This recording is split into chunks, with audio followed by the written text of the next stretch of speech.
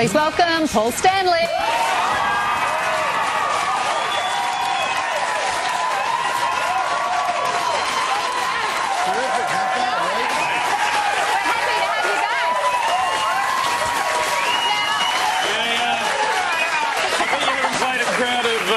That magnitude before, huh? Look at that. This is sold out for all you people. Hold on. How you going? Not bad. Well, it's been 5 years since you've been here. You've still got a bit of the accent, hey? Yeah, I take it with me. I've gotten some things in Australia I can't get rid of, but... Do you have some fond memories of touring? I have amazing memories of Australia. The first time we came here actually was 1980, and it was dubbed Kisteria. It was the largest tour ever. And ever since then, I've had an amazing love affair with Australia, and I tell everybody it's really the best kept secret, and maybe that's a good thing, because I tell people, you know, save your money and forget about Europe and come to Australia, because these people are spectacular, and it's between the wine and the food and the people, you can't lose.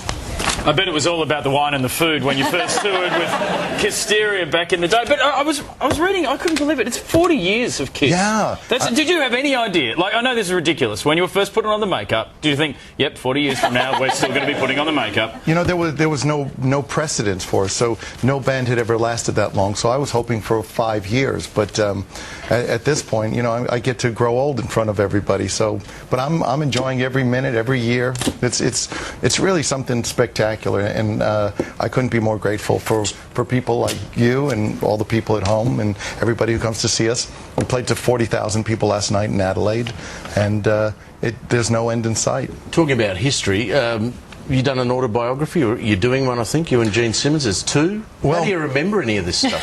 Well, luckily, I can't remember what I did yesterday. Well, you know, they talk about sex, drugs, and rock and roll, and from the very beginning I said, you can keep the drugs, just give me the sex and the rock and roll. So I remember quite a bit. I was really reluctant to do an autobiography. George Orwell said that the autobiography is the most outrageous form of fiction.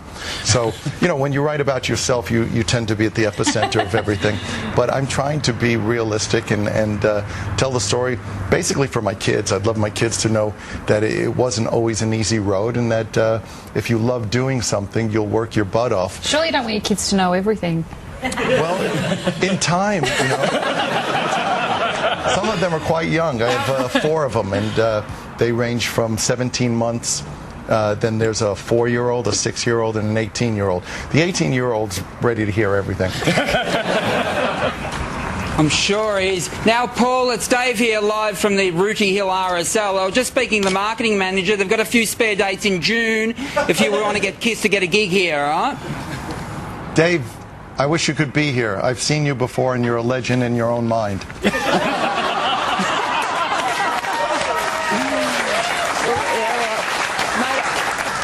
Yeah, no, fair enough. Now, do you miss the old days, though?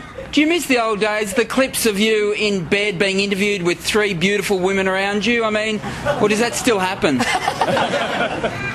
By choice, it doesn't happen. My wife wouldn't approve. Now, you are touring Australia with Motley Crue. Yes, they're which with is us. A great pairing. That is It's a good terrific. concert. It's a lot of bang for buck. Yeah, that's true. Yeah, they've said themselves that they are lucky to still be alive. Are you surprised they're still alive?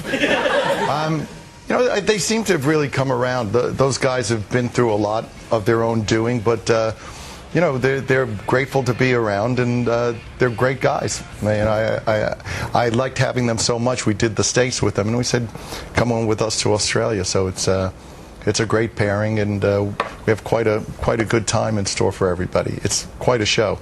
Well, we're going to keep you here for the rest of the show, if you don't mind.